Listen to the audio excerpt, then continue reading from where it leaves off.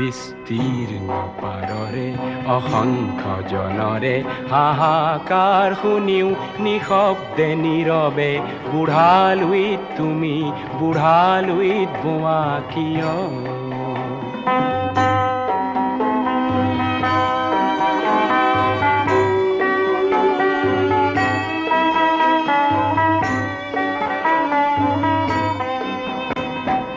নৈতিকতাৰ স্খলন দেখিও মানৱতাৰ পতন দেখিও নিৰ্লজ্জ অলস ভাৱে বোৱা কিয়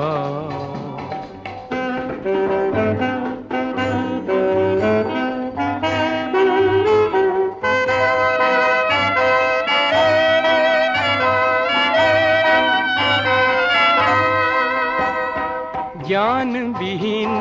নিৰক্ষৰৰ খাদ্যবিহীন